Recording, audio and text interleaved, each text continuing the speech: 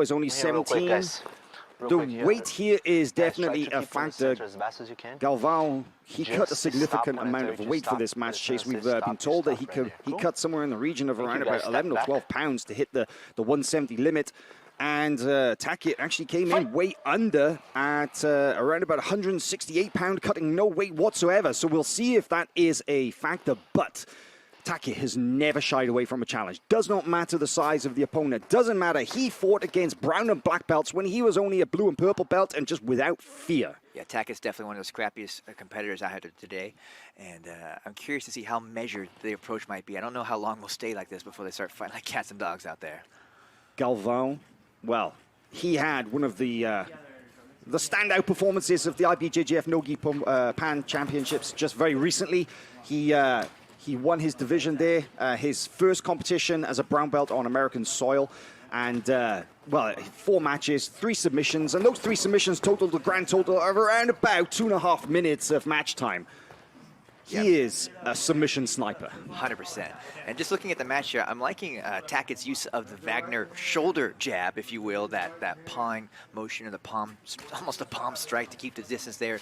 Wagner employs that to great effect. It really gets in the mind and head of the competitors. But Mika's probably always seen some of that as he's been training down there with Wagner and Cyborg and the guys at Fight Sports for a few weeks now. That is a great point, Chase, that Galvão, he arrived here in the United States a couple of weeks ago.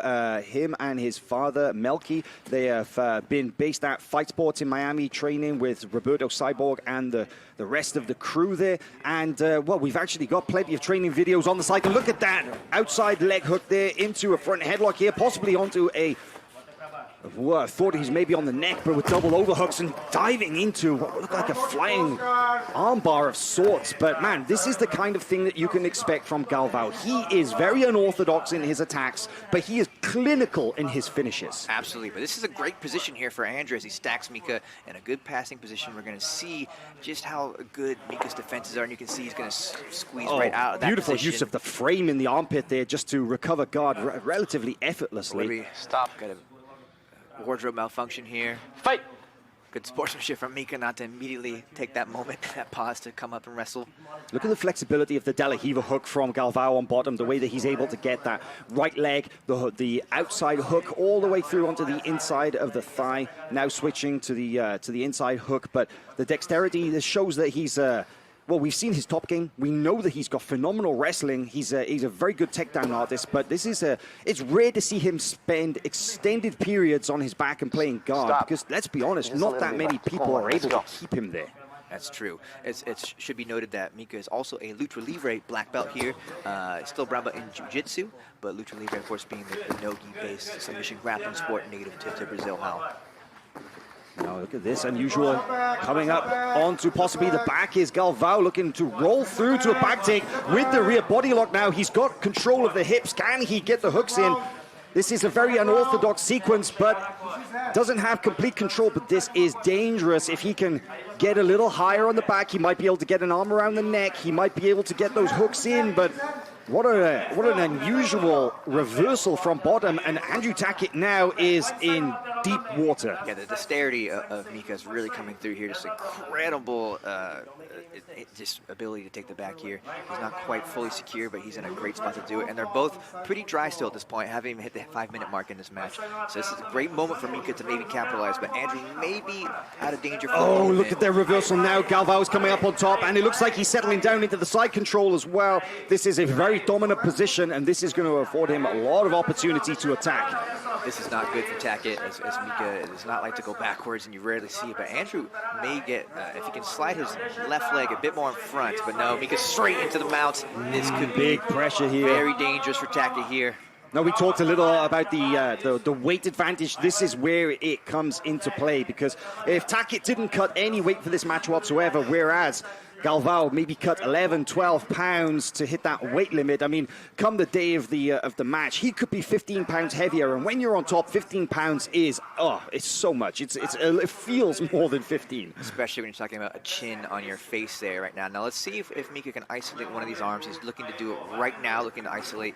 It looks to be Andrew's left arm. Sorry. You see in the corner, you see William Tacket and Rodrigo Cabral. That is Andrew Tackett's older brother, William, in his corner. They're, of course, based right here in Austin, Texas. The Tacket brothers, a famous fighting family, and you can imagine that William very concerned with his brother at this stage. But right now, Galvão is just in such dominant position and such control, and yet he's not giving up too much right now. He seems pretty patient in his strategy, and he's seems happy to take what Tacket is willing to give him. Yes, he's being very measured, very mature approach here as he switches from arm to arm. And really dominating the blue at pace this here. stage? Yes, exactly, judge's favor. Pretty clear, I would say, for Mika. Hard to argue with that, as he's obtained the mount and secured it for a moment now. And I like how he's trying to pry up whatever arm he can take. Right now he's looking at Tacket's left arm, but maybe he'll switch back to the right. He's just kind of cooking him, hoping to isolate one of these limbs and secure an arm lock of some sort. Yeah, at this stage, when you're in the mount, it's very difficult to attack somebody who is completely shelled up. The idea is to try and get those elbows away from the upper body to try and create some separation there. But look at that. Now with the underhook and crossface, you see that Galvão actually gives up the mount, goes to a knee ride, and then settles down into this side control position, because let's be honest, Tacket wasn't giving anything away, and now it feels like Galvão is maybe, he's actually actively looking for something, and this is an opportunity for Tacket to recover guard and possibly stage a counter-attack of his own. What a scramble right there. Beautiful escape there from Andrew Tacket, coming into the top position, and now in a position to stamp his authority on this match. Yeah, that was very, very smart of Andrew to stay calm there, stay composed, not give away anything easy, and he was able to get back on top, which I'm sure he's happier about as he looks to go for this double unders pass again.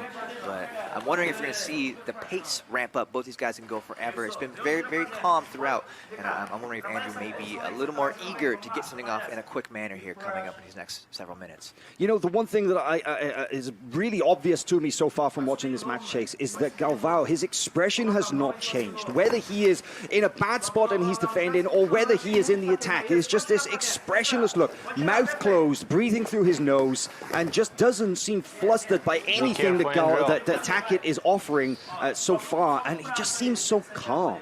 Yes, absolutely, and you can see Tackett's trying to make this a little bit grittier. You know, he likes making the match a little ugly. That's his style, right? That's his style. That's the strategy, is to really wear on somebody, start to maybe break them mentally. Tacket said in his interviews that that's what he wanted to try and do, but Mika clearly is not phased at this point in time and has already led the way in this match out. You know, the one thing I gotta say though, I gotta call this out, I respect this, because Tacket has not taken a backward step. The moment that he came on top and he was able to escape that position, there was no retreat.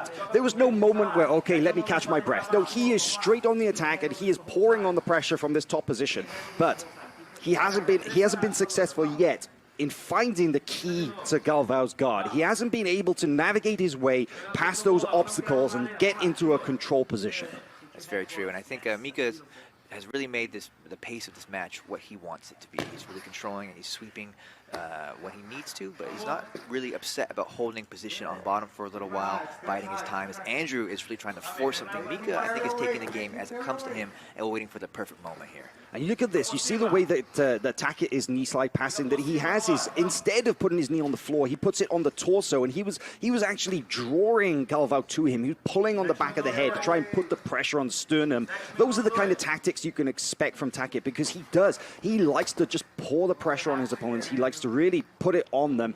But let's be honest, this is not the same Andrew Tacket that we've seen in the past, because usually his matches, they're so fast, it is hard to keep up. But this is definitely a slower pace, and I would say that Galvão has done a very good job of slowing him down and really deciding the pace of this match.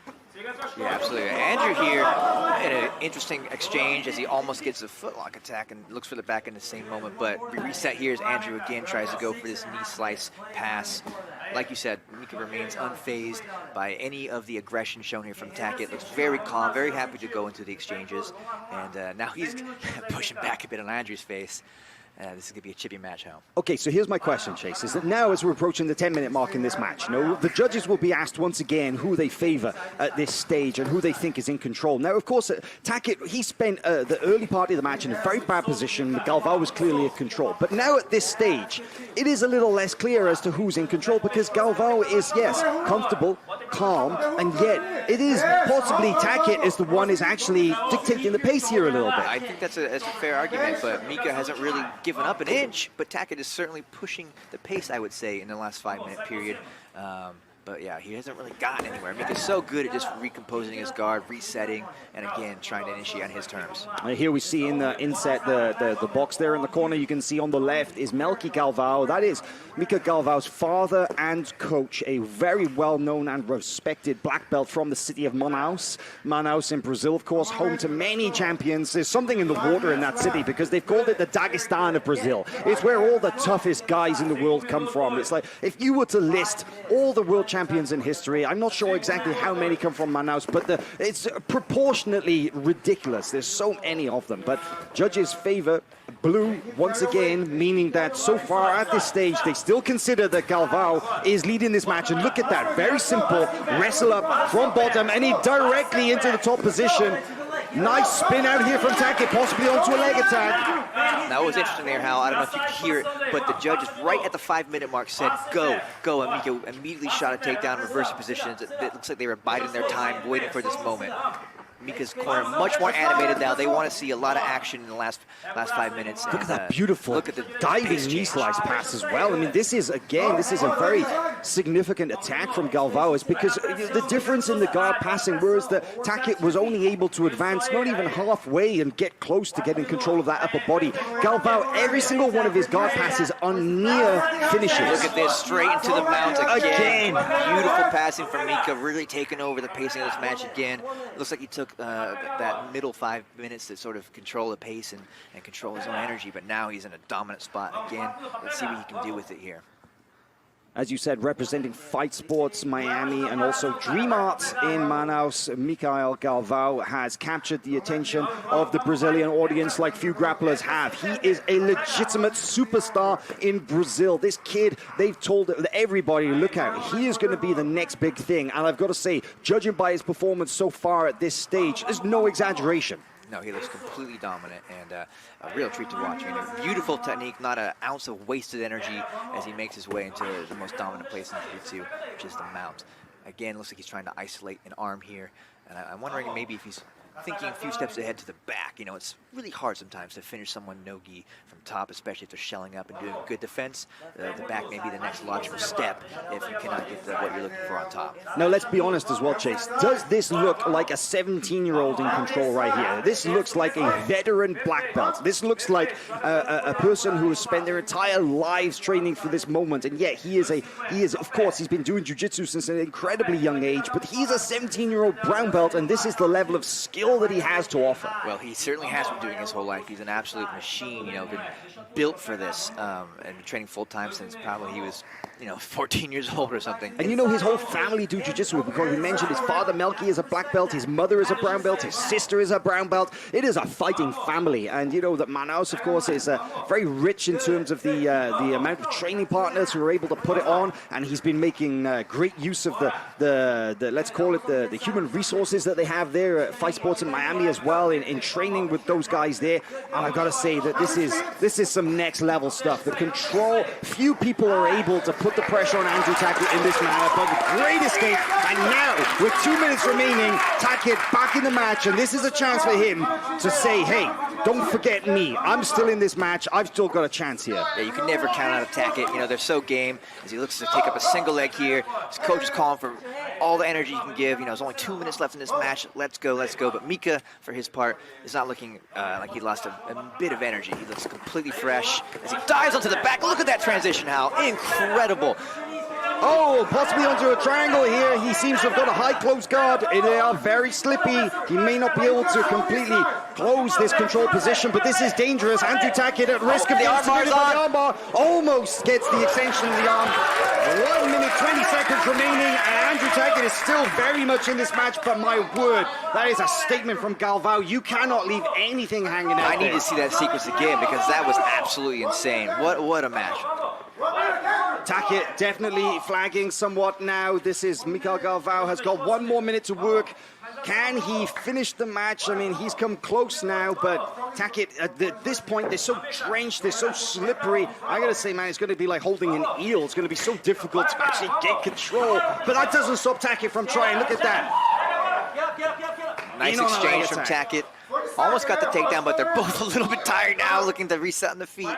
Oh my God, I did not know what to expect from this match, but it certainly delivered. Tacket jumps through, and a nice guard interception there from Micael Galvão. Gets past, lands in the side control, has got a deep underhook. He could potentially finish the match. He's still got 20 seconds left to work. Somewhat of a strategic error, a little enthusiastic there from Tacket in trying to throw up the flying attack, and Galvão is going to ride out this match. Oh, he's isolating an arm. This could be it. He's got 9 seconds, 7 seconds to work. Can he get the finish? He's going for the armbar. Tacket is desperately trying to defend. Saved by the bell is Andrew Tacket, but what an incredible Who's Number One debut from Micael Galvão. And I think there is no question of the judge's decision at this point, but let's go through, let's follow the protocol, let's get the official result from the judges. I would be very surprised if it was anything less than blue across the board, but you know, man, what an amazing performance there from Galvão. And a great display of respect there from Andrew Tacket.